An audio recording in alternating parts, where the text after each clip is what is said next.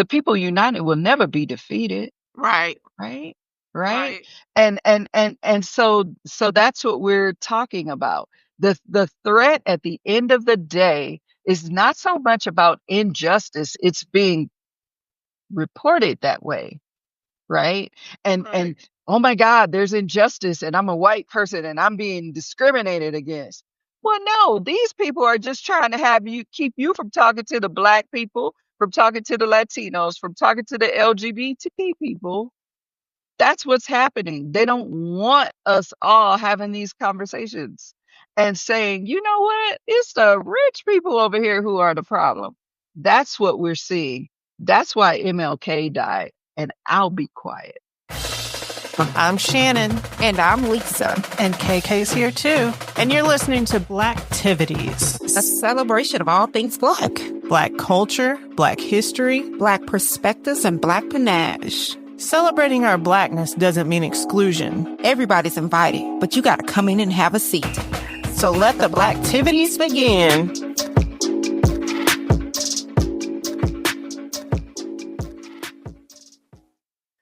What's up? What's up? I'm Shannon here with my brilliant and beautiful co-hosts, Mona Lisa the Poet and Miss Karen, better known as KK. Today we're about to get into it because we're talking about diversity, equity, and inclusion, aka DEI. And this is a hot topic right now because I think a lot of people are feeling away.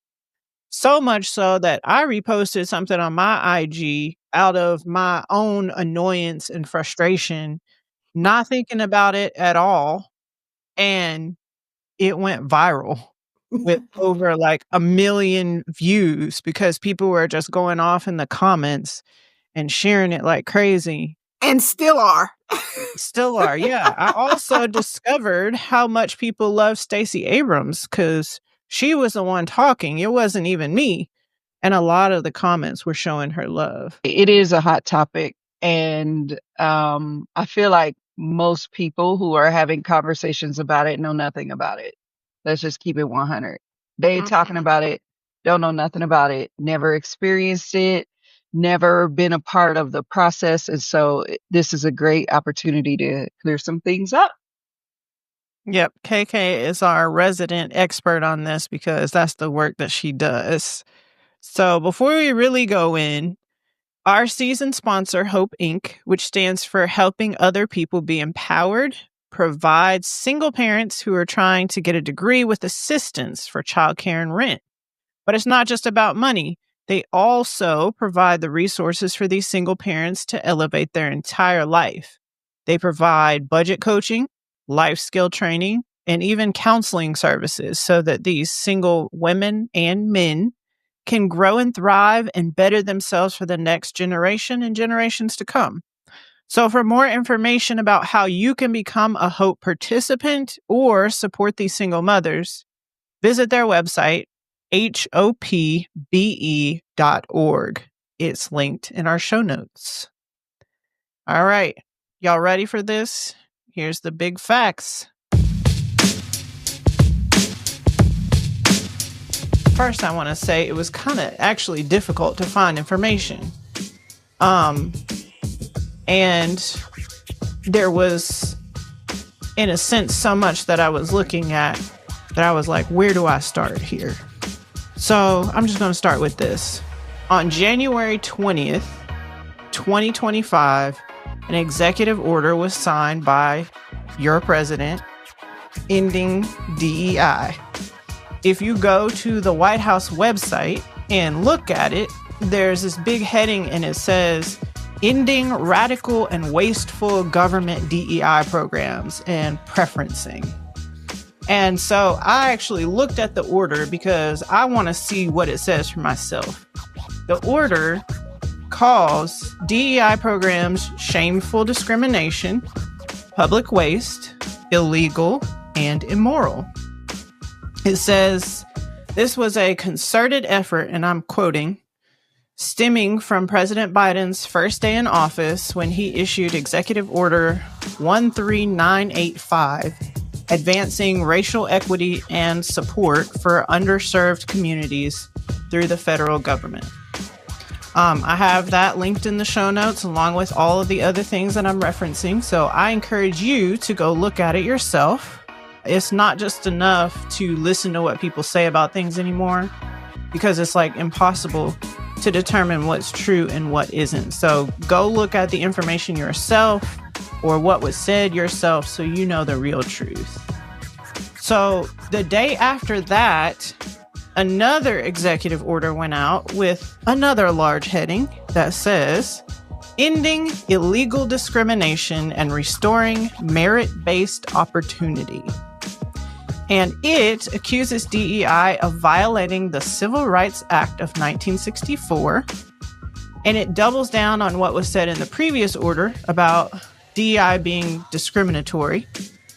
It eliminates environmental justice initiatives in minority and low-income populations, equal employment opportunity executive orders, and says the Department of Labor cannot promote diversity.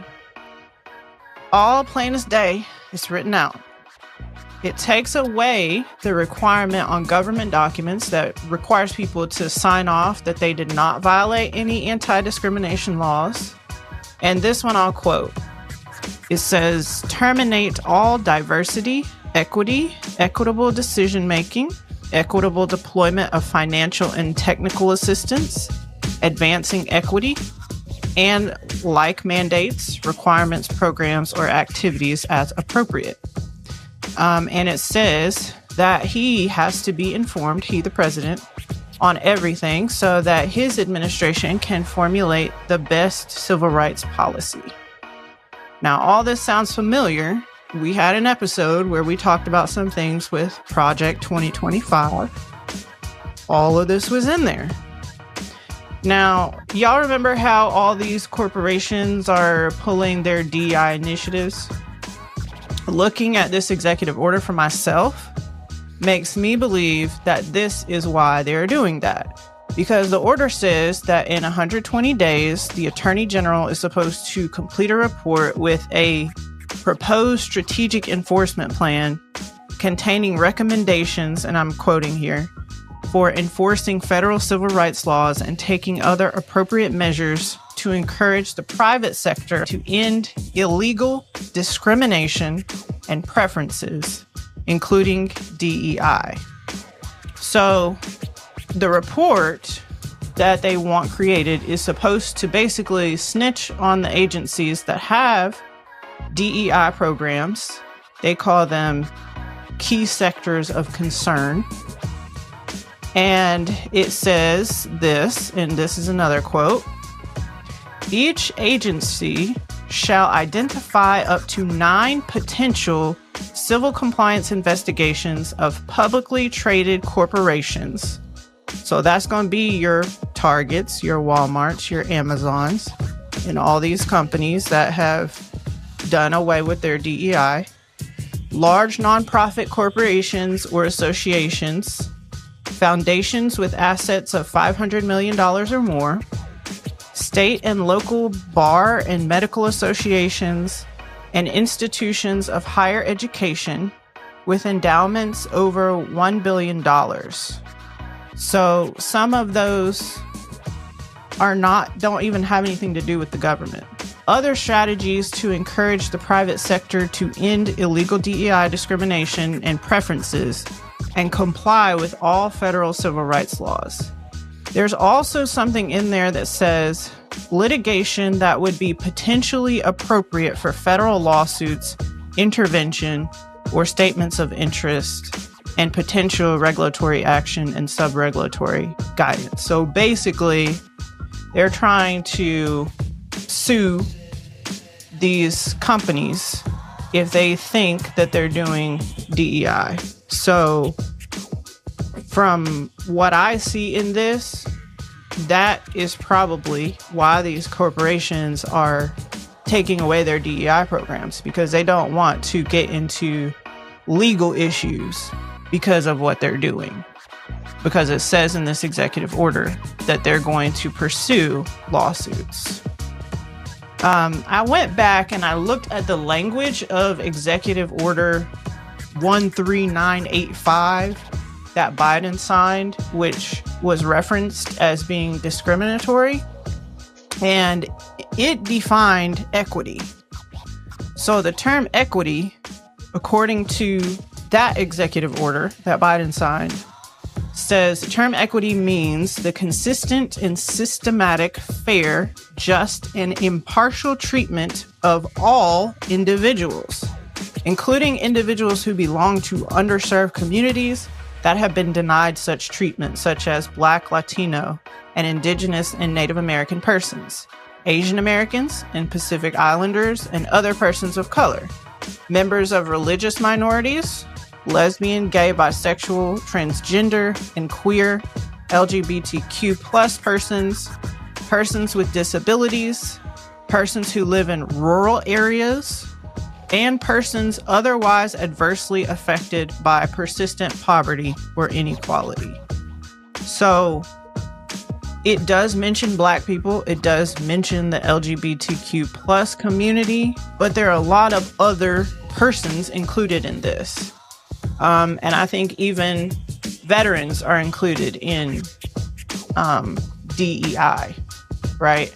So I also noticed that the language of these orders is very different. So Biden's order was like, research the statistics on this stuff.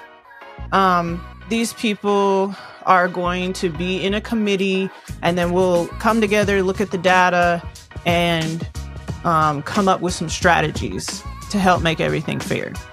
But Trump's orders are like, this is my agenda, find out who's not doing it, and we're going to come up with a plan to sue them and ruin them or fire everybody, basically. So, like I said, I encourage you, go look at all these things yourself. They're all linked in the show notes. And that's my big facts. Thank you for that. That's a lot to take in. It is. It's blatant. It gives blatant. It gives. I know I said one thing, but I'm gonna continue to do what I want to do to take care of my own self. He's doing exactly what he said he was going to do. And the people who voted for him wanted it.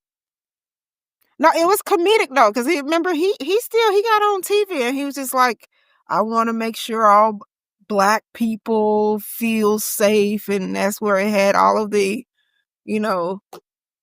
I want to be careful how I refer to the African American Trump supporters, but it had them all out. Oh, the raccoons. Oh, okay. There we go. I was trying to be on my best behavior on this episode. The raccoons. Yeah. And I'm just so dumbfounded now. And I wish that we should give them a platform and let's have them double back and let's see what they say now. Because I'm curious. Because I think they're quiet. Yeah. Am I missing something? Are they out there and still talking? Oh, they're happy, I'm sure. They don't care. They didn't care in the beginning. They know what they're getting. They don't care. So thank you for that. Yes, I'm glad you said it. It is a lot to take in. And let me just clarify what DEI is, or EDI as I prefer to call it. Break it down. It is a process or a mechanism of incorporating and addressing diversity, equity, and inclusion into organizations to create a more inclusive environment where people are engaged and share a sense of belonging. Veterans, people with,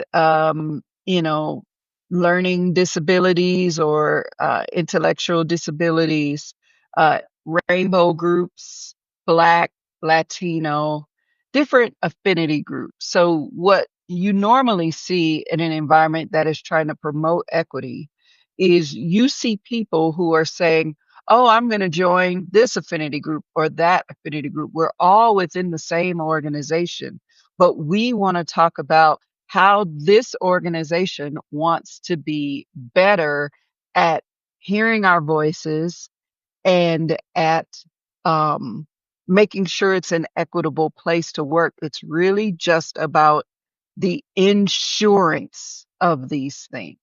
It is not about what affirmative action set out to do. So let me define that. Affirmative action was a targeted program designed to improve representation when it came to gender and race. So affirmative action said 10 Black people, 10 women, quotas.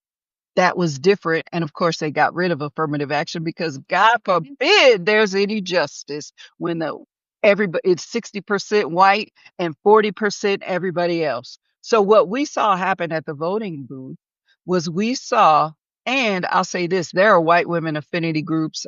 There was an amazing white women's affinity group where in one of the areas that I worked, these women got in there, they learned, and they became one of the strongest affinity groups we had.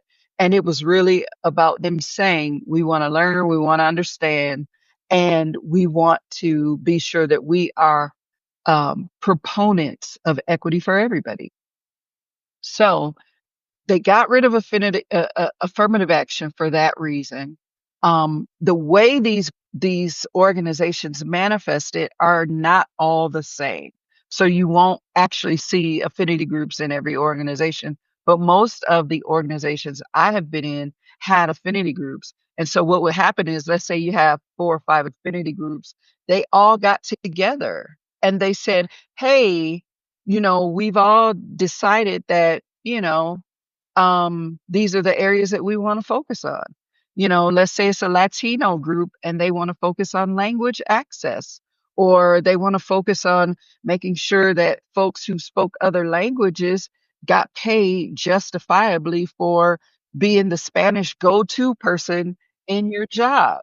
It makes sense, right? So it's little things like that. This was never meant to say, um, you have to have this many people and they don't have to meet the criteria. It was never that. But because it's been so propagandized and bastardized by these people, and they're so afraid of anybody having a voice, that they're trying to accuse this of being some sort of preferential program when it is not. But I want to take it one step further and then I'll be quiet. This Oh, is no, ma'am. also the reason. Remember when Martin Luther King went from talking about civil rights issues as they pertain to Black people to talking about civil rights issues as they pertain to everybody? Mhm. That's what got him killed, right? Because it was about the people uniting and the Yes. 1% feeling threatened. Who's in office right now? Part of that percentage, right? So this is a threat to them. If these people get together and they are having conversations about what is inequitable in our world, in our culture, in our society, what happens? The people united will never be defeated, Right. right? Right? Right. And so that's what we're talking about. The threat at the end of the day is not so much about injustice, it's being reported that way, right? And oh my God, there's injustice and I'm a white person and I'm being discriminated against. Well, no, these people are just trying to keep you from talking to the Black people, from talking to the Latinos, from talking to the LGBT people. That's what's happening. They don't want us all having these conversations and saying, you know what? It's the rich people over here who are the problem. That's what we're seeing. That's why MLK died. And I'll be quiet. Thank you. Oh my goodness.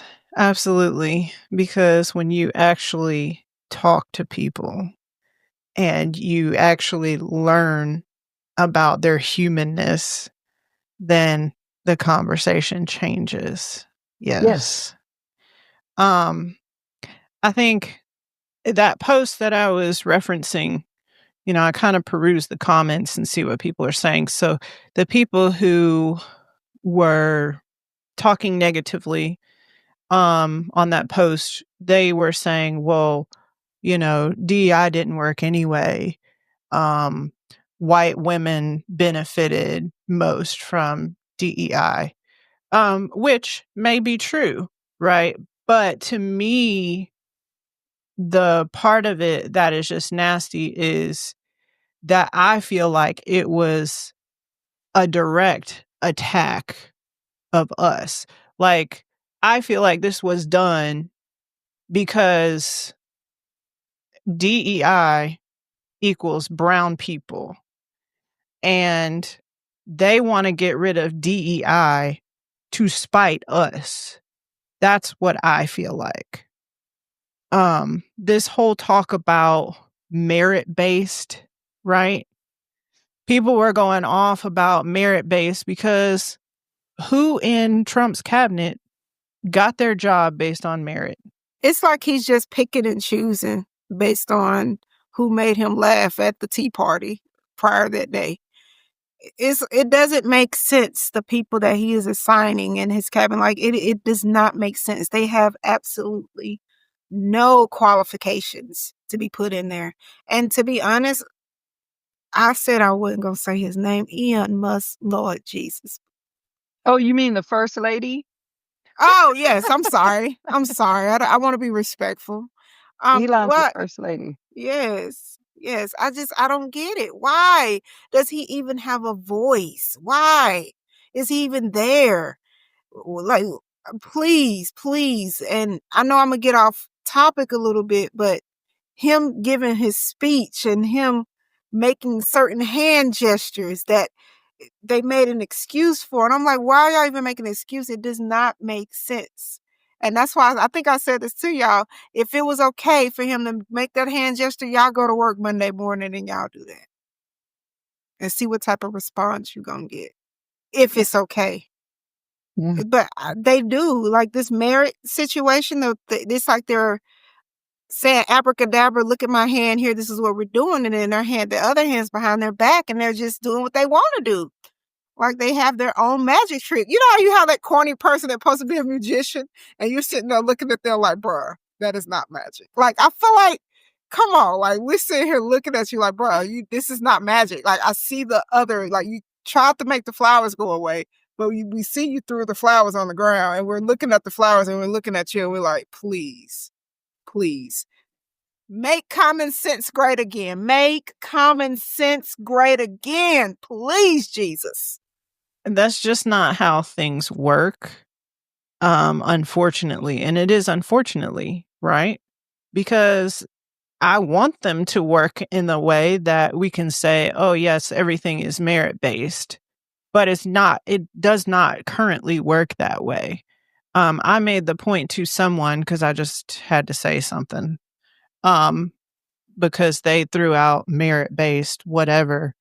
And I was like, okay, well, according to your logic, like Black women should have more positions of power because we're some of the most qualified people in the country, The right? most But educated demographic. yeah, we are always overqualified and still not getting the job. Don't get me So started. merit-based does not work because people don't play by the rules, right? It's about who you know, whose family you came from, and how much money you have. Right. And I just want to add what we're witnessing. So what we're witnessing, just like when he said stand up and stand down or whatever, this is this right here, what we're witnessing is a dog whistle to racist, sexist, homophobes, that there are no consequences for whatever they do. So we've seen somebody come into office who's a 34-time convicted felon. We're seeing somebody make moves in office who has no role, no position. We saw however many people he released from the January 6th episode. So this is saying this is it in your face. This is what we are witnessing. And so with taking equity away, we're saying y'all can do whatever you want. And there's no DEI stuff to hold you accountable for being racist, sexist, homophobic, and xenophobic, and all of the things. That is what we are witnessing.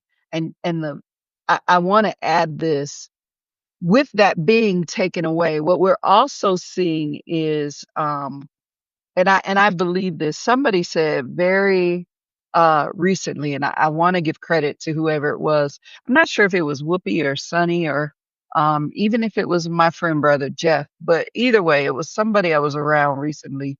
Might have been Whoopi, because I always watch Whoopi on The View. Um, who said what we are witnessing is our political landscape changing forever. Our two-party system and the way government has run will probably never exist again. And they were saying that this is probably the formation of the third party that we've been talking about having. So what we're seeing now is this third party in place, because there are a lot of Republicans who have detached and don't support this administration. MAGA is an entity in and of itself. So we are witnessing the rise of this third party. And I sort of agree with that. I'd like to see if I could fast forward 4 years and see what happens. But we're seeing that as a potential third party. Right. And it's just bananas that we have to sit here and just take it. I mean, the amount of people that is against it, you would think that we would have some type of pull or just some type of power so we could fight this, but we just have to sit here and watch Mr. Carrot be the dictator that he dreams to be. And it is sickening. It's just so sickening to have to sit here and watch these people get on TV and they say the craziest things. And we just have to just accept it, like, because they have that privilege. They have that power to where they can just do what they want to do. Yeah. The voice of the people has completely been snuffed out. Mhm. Completely. Yeah. And where's the publicist? Don't like people in that world, don't you have like a publicist to tell you, okay, that's not a good idea. Let's not say that. He doesn't listen to anybody. Oh my gosh. It is just bananas. Girl, Does that man have a publicist? I was done when that man came on TV after that plane crash. No. And said DEI was the cause of the crash because there were like mentally disabled people, mentally unstable people flying the planes, or you know, how many air people traffic control. For air traffic control, when he did all this stuff, how many people got let go or was no longer in their position? And how many planes have crashed since then? Has it been like 4 accidents, major accidents? So it's just Something like, and he didn't get on TV and apologize. He didn't even send condolences to the family. no words of comfort. Nothing. If that was my family, I would be so pissed. Right? Oh, I bet you they are. I bet you they are. But all that I can say is, y'all just keep praying. Let's just keep praying. We got to unite somehow, because Because we have an orange demon in the office. Yes. Who shall remain nameless. Yes. I will not mention it. I don't want to say his name. Y'all, I bet somebody's family of that plane crash was like, yes, DEI was the cause. I just know it. I don't know how true this is, and maybe I shouldn't bring this up, but you know the plane crash that crashed into the helicopter. Mm-hmm. And you know that there was one African American stewardess on there, right? Now, they did GoFundMe pages for all of them, and they exceeded, you know, what they were expecting, what they were asking for all of the other Caucasian people. But hers, I think she had, when I looked at it, she just had maybe like $3,000 of the whatever they were asking. So people were giving hundreds, like the other families got hundreds of thousands of dollars, whereas she wasn't getting anything. And I was just sitting here like, are y'all serious? This is people, when people show you who they are, believe them. This is who they are. This is who they are. But he has people thinking that DEI means black. Yes. Yes. It's not So just if Black. you're Black, it's like you didn't earn the job that you're currently at. Like you don't have 3 degrees and, years and years of experience. Because you're Black, you're a DEI hire. Like that's crazy. Who was flying those planes? All of these planes, who were flying them? We'll let the listeners answer that question.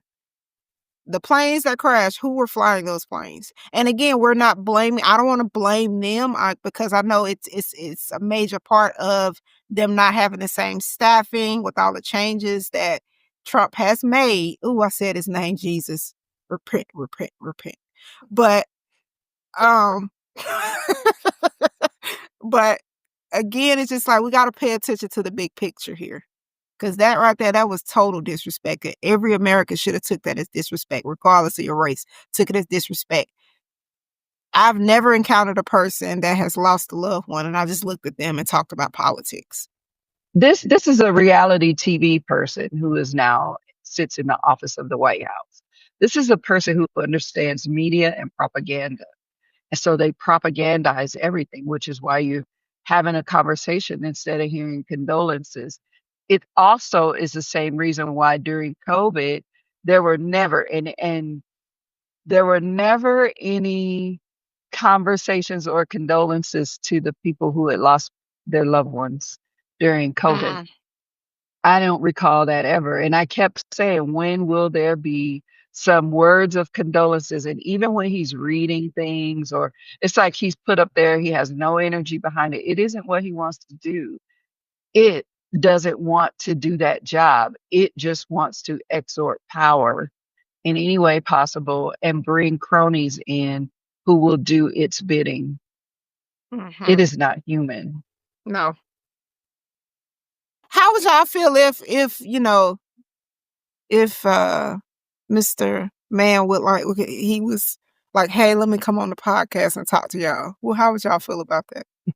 Tell the truth. Would y'all accept it? We'll talk about it privately. I don't think I could compose myself enough to do it. Yeah. I'm going to go into the stereotype. Angry Black woman. Right. I could do it, but I wouldn't want to, because what would it accomplish? For me, I care about valuing my time. And what would it do other than make some sort of publicity stunt? I wouldn't, just like this that is true. This conversation is true. with, and that's what I'm saying. That's why I'm not saying that, this was a planned thing. I'm just saying I wouldn't put it past that accident, that wreck. I wouldn't put it past somebody who's a reality star who thrives on chaos. I wouldn't put it past that. So I wouldn't put it past it. Anyway, coming on here and having a conversation, it would accomplish nothing. Just like when those reporters had it on stage and it became this big thing in the news during the campaign trail. So, yeah. Man, this conversation's getting good. You know what else is good? Hope Inc. is doing a lot of good.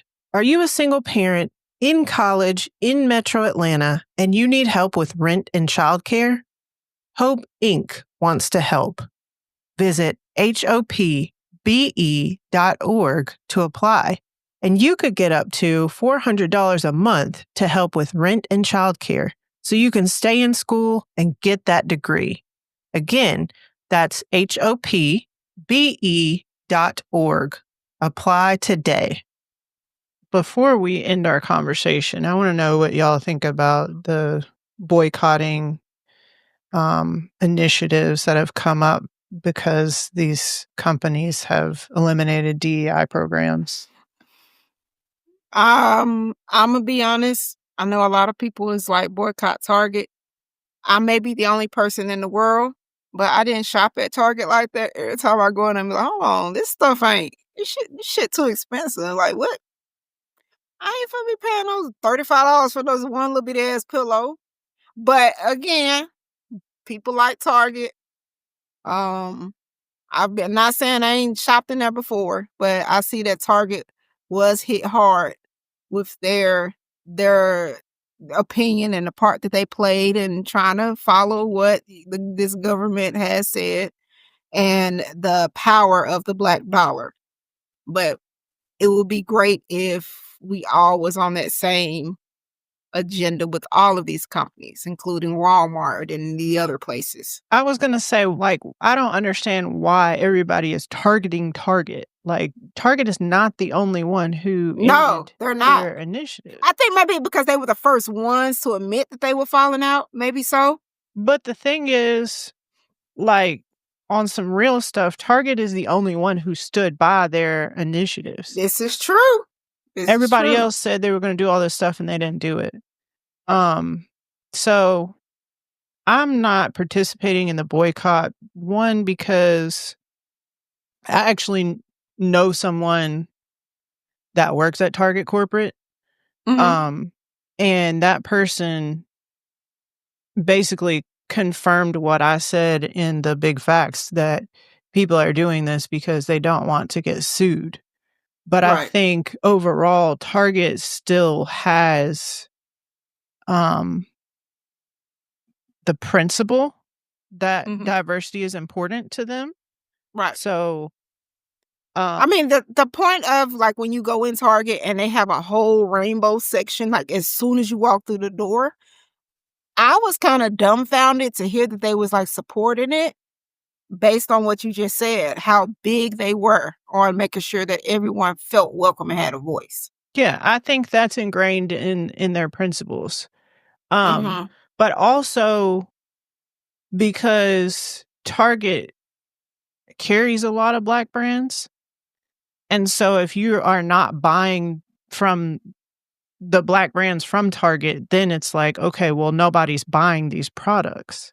Right. So I think I'll just be more strategic about how I spend my money. Right. That's That a makes good point. sense. Yeah. That makes sense.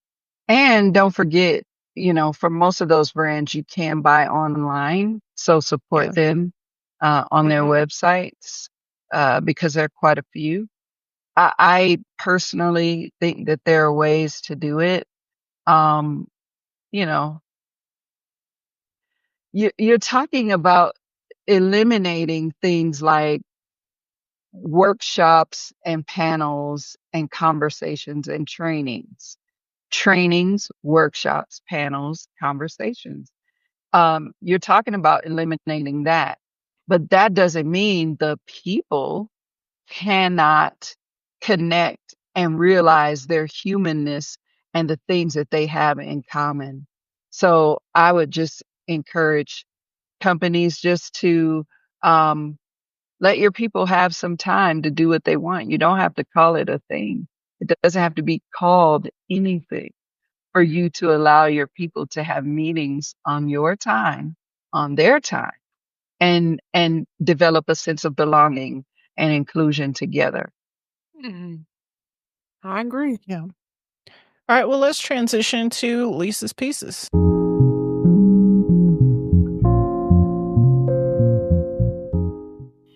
All right. So I recently had to alter or change my piece today based on an experience that I occurred here recently. I'm not going to say where but this is what this piece is about. It's about challenging the challenges that we accept and how we react to them based on who we are. And I tell you, she was an older lady whose skin reflected privilege. Liver spots outshined her red almond-shaped nails as she asked, "Are you a DEI hire?" Silence sat upon me to where the usual shock once reside. The blank stare was my reply. Her scramble to continue tweaked my comedic but yet modest mindset. Her next words exited those coffee-stained veneers. One word stumbled over the other like a dream battling the nightmare. Me Sure of her common sense matching my own, I give the benefit of the doubt. Her tone so concerned. She asked again, "Are you worried about your job with the distraction of our leaders?" As a Black woman, adapting to what my mom instructed me to do was to think before I spoke. And Granny said everything that doesn't deserve a reply. That reply is sometimes accepted as if you are seemingly angry all the time. I simply said, "I don't know. Politics in public doesn't look good on me. And I'd rather just sit here, look beautiful, smile to show my natural teeth and the signature red lip I was born with. Have a good day. Thank you." Girl, you better than me. I was somewhere I couldn't show out, and it's unfortunate that I can't, sometimes I'm a work in progress because there are certain things that I don't know how to say yet, professionally. Now I do have a way of being witty. There are plenty of times where I had to come up with a witty remark to kind of shut that down what they're saying. But in this case, because it had just happened, I was like, "Baby, I ain't got time for this today." I would have been like, why? Because I'm Black? Just let her go on. Because she got her own stuff she worried about. She need to be worried about all of that stuff. Them coffee stain veneers. That's what she need to be worried about. She ain't got that Shannon smile. That Shannon smile. Right. People paying for that.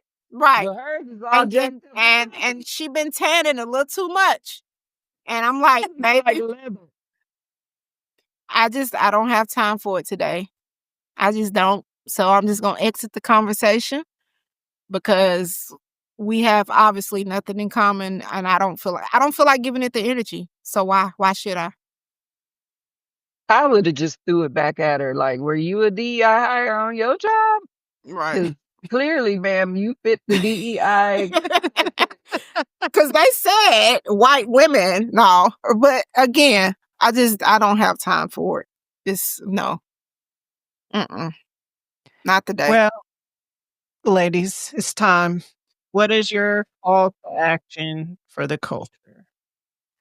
My call to action for the culture is become one with what's going on in the world. Make yourself aware of the actual orders and don't just take somebody's word for it. Read, do research. Even listening to our podcast is kind of like research, as the lovely co-hosts here give a lot of vital information. Yes, it's our opinions, but again, it does contribute Some of it. Some of it's big facts. Some of them is big facts. Yeah. But it contributes to what is going on. And the main goal of Blacktivity's podcast is to put this information out to give you something to think about. That way you are on top of it. So pay attention, do research, make sure you're voting. That's it. And talk about it among yourselves to just see, So, yes. So my call to action for our community is to take your focus off of those who didn't do the right thing. Like, Black men, 88% voted. 92% of Black women voted not for this current administration. So with that said, and everybody who's trying to figure out where we are right now and the fact that we are on hiatus from saving the world, go ahead and keep going with that. We are not responsible for carrying the burdens on our back. We have done so much for this country. We are not responsible. And so do your, wusa, do your namyo renge kyo, do whatever you have to do to settle your soul, whatever that looks like, for the next 4 years. And if you want to tap in, tap in. If you want to do something that frees your mind, if you want to see what's going on, if you want to get active, but pace yourself as you see fit.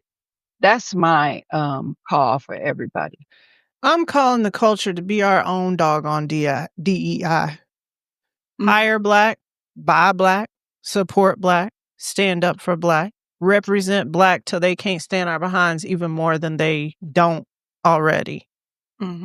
Also, pay attention. Read and find the facts yourself. Don't go off your favorite IG account.